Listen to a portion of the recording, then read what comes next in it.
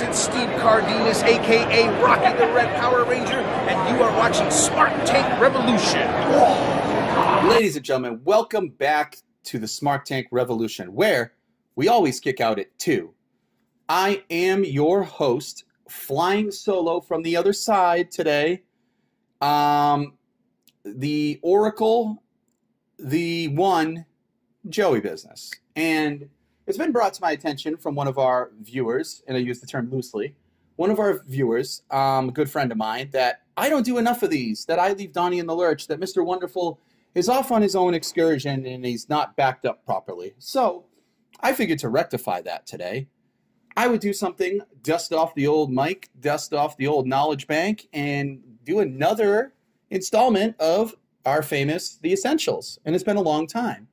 So I figured every time I do one of these, I don't just do them to do them. I do them because they're very apropos, they're very timely, and which way would I want to go? And I said, we tended to go with the lesser knowns, more of a B-tier people, and then we kind of spotlight them. But then we would go to some of the A-list, and I think when you think Essentials, we've gone and done enough of these.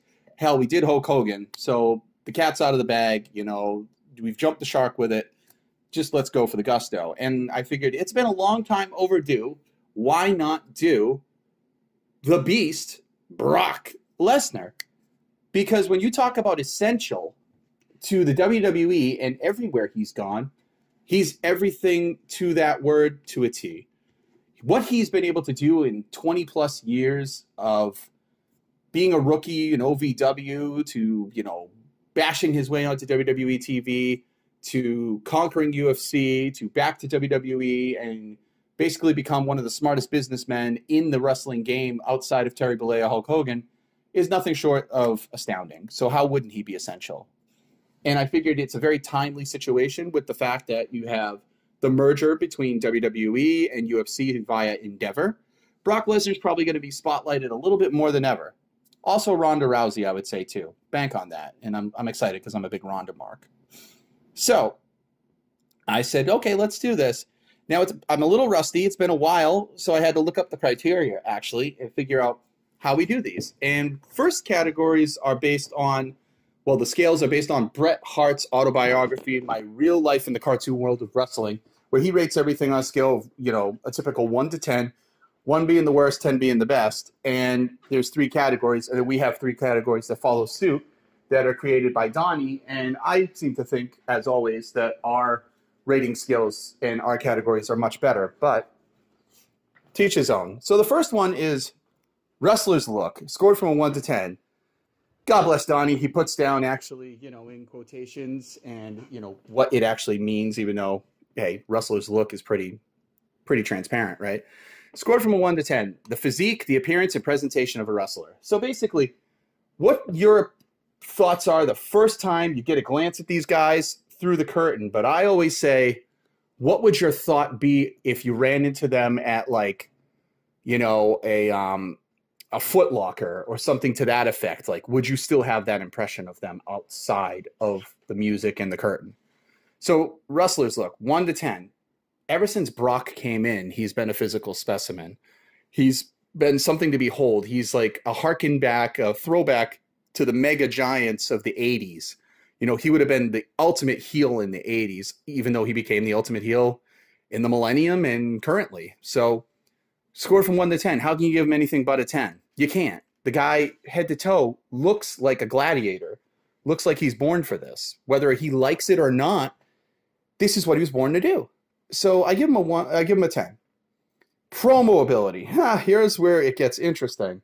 Brock Lesnar had the promo ability of an apricot in 2002. He could not speak. By 2003, he was a little bit better. So they did the smartest thing in the world and paired him with the greatest on the stick of all time. And eventually I will do an Essentials on this man. Paul Heyman. I challenge anyone to tell me that Paul Heyman's not the greatest that ever lived on a microphone in a wrestling capacity. There's just no one. There's no one more iconic. He's just so good at what he does. He can sell you a match between a broomstick and a vacuum cleaner. He's that good. And you'll root for the broomstick. So Promo ability. Even now, Brock is a very sparing talker. He's much better in this, corn-fed country boy, laid-back cowboy kind of gimmick that he had going on until recently. I would give his promo ability, because he can do well. There are people on the roster that talk worse than him. I would say he's a 4. He's a 4 in promo ability. The guy's not Shakespeare. He does his talking with his fists or his elbows. So you're not going to be captivated by this man, So that's okay. I give him a 4. He's not gonna give you this long monologue explaining his evil plan or his motivations. It's very simple, very formulaic, and I think he works much better as a face with his promos than a heel. His promos as a heel are dreadful at best. In-ring work, scored from a 1 to 10. I'm not going to insult you guys, but there's a nice little paragraph of what it means to execute moves and, innovative and improvised actions. Not going to give you any of that. 1 to 10, in-ring work. Well, Brock's had some bangers going all the way back to his rookie year. The guy took to it like a fish out of water. For someone his size, he's quite simply remarkable because he can move like a lightweight at times. As a matter of fact, in OVW, he was doing the shooting star press quite frequently before he got called up to the main. And then he did it once at that fateful WrestleMania 19 against Kurt Angle, and we never saw it again, thank God, because it just went all kinds of wrong. But he still was able to execute it.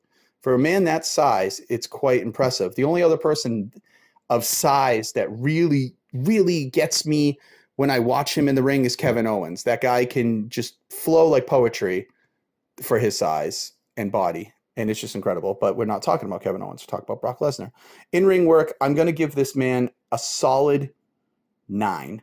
When he's on, he's on. If you're not putting him against bruisers, if you're not putting him against an Omos or putting him against, a Big Show or a Great Khali or, something to that effect, somebody who's stiff as a board, he can create unbelievable ring work and chemistry with his opponent. And if you don't think so, look at the Royal Rumble triple threat between John Cena and Seth Rollins and Brock Lesnar. Spectacular. Look at Kurt Angle versus Brock Lesnar. Look at Triple H versus Brock Lesnar. Seth Rollins versus Brock Lesnar. And the list will go on and on. AJ Styles versus Brock Lesnar. He's just really good at being adept to the size he works. I don't think he works good with bigger guys because it's all bruise 'em, bash 'em ups. Like the best bruise 'em, bash 'em up he ever had against someone comparable to his size was Goldberg. I stand by a 9. He is a solid 9. Now, switching over to the other side of the coin, this is the Smart Tank Revolution, the STR Essential Rating Scale, which we go 3 attributes from a 1 to a 5 at best. I like ours better. Donnie has created all of these, so the credit goes to Mr. Wonderful. First category is innovative effectiveness, scored from a 1 to a 5. The ability to work as a babyface or a heel.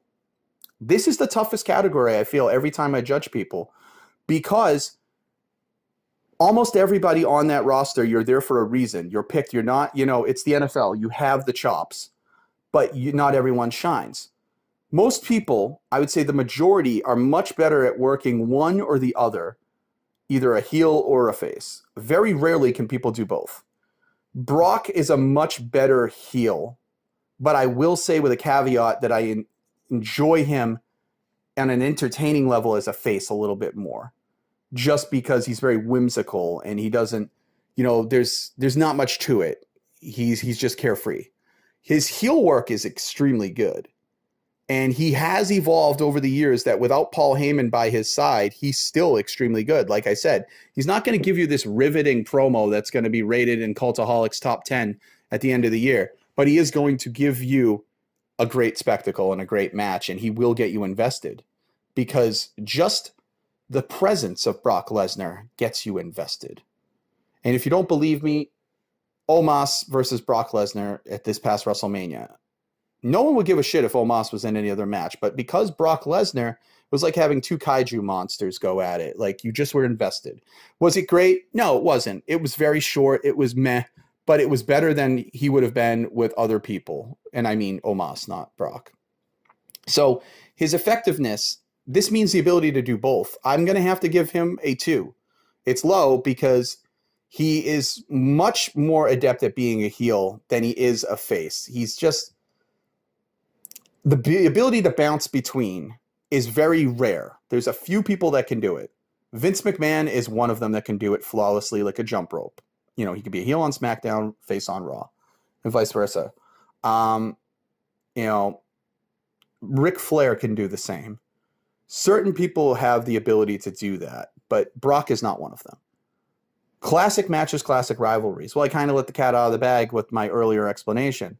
Scored from a 1 to 5. I'm going to have to give him a, let's see, you know, he had Seth. He's had the bangers with Roman. He's had, he had AJ Styles. He's worked with Triple H. His one against Randy. The Undertaker was one of his best. Not the 30th, not WrestleMania 30, but his Hell in the Cells with Undertaker and the rematch after 30. So I can't quite give him a 5, but I'm going to give him a 4 because he's had so many good ones. They are considered a highlight reel. I would say he's a solid 4. Goldberg was a banger too. I'd say a 4. He's definitely a 4. You know, and then here's an interesting one, and it's always my favorite topic, and it's always my favorite category. It's defining and redefining moments. This I'll read. It's the career-defining moments of a wrestler, meaning the encompassing moments of everything they've done, the totality of their career, on, off screen, interpromotional, outside of the WWE, movies, TV, whatever. I am going to give Brock a 5, a solid 5 on this, and I'll explain why. Because Brock went from being a rookie, just a big, gargantuan life form that could wrestle and could draw, to becoming one of the biggest box office draws of all time. And if you don't think so, think about it. Brock Lesnar is called back, and how many times has Brock Lesnar returned to the fold? Basically, he's the WWE's ace in the hole anytime he's needed. But not only has he won multiple championships, Universal Championships, multiple reigns, long reigns, he's also conquered the UFC. He went in, he lost his first match against Frank Mir, I'll never forget it, but then he conquered afterwards. Brock is one of those rare talents that he's not going to do something he sucks at. You won't see him on Dancing with the Stars because he knows he's not meant for Dancing with the Stars. But he's also a shrewd businessman. He's also a household name. He has become a legacy of wrestling that maybe, he didn't ever want. But you cannot take it away that the man has done gold with everything he's touched. He's synonymous with the WWE. And now with the merger of UFC and WWE under Endeavor, you're going to be seeing a lot more Brock Lesnar. Do I hope he takes the belt off Reigns? No. I hope they keep that away from him because he doesn't need it. But you are going to see much more Brock Lesnar. And I'm very okay with that. Because why wouldn't you use a talent and a mega power of his name value? And he has become one of the greats. This was a short and sweet essentials. Usually I ramble on, but, Brock, it's pretty straightforward. From 2002, the man was destined to be a beast. I mean, he defeated The Rock his rookie year, sent The Rock back into Hollywood, kayfabe style. But he has conquered everything ever since. And I figured this was a great time because he's back right in the limelight, right after WrestleMania, being one of the opening matches on night 2. He is back in the main event of the card, especially going into Backlash. He's going to face Cody Rhodes in a match that I can't wait for, and I bet most of you. But again, this is just what one man thinks, even though I think what I think is correct. And, really, even if you tell me you don't think what I think, that's fine. I'm not going to listen to it. But you're entitled to your opinion. And I would like to hear in the comments below, just what do you think? Do you think I rated Brock too high with these markings? You think he should have been a 5? Do you think he should have been a 10, a 9? Let me know. And it's good to be back.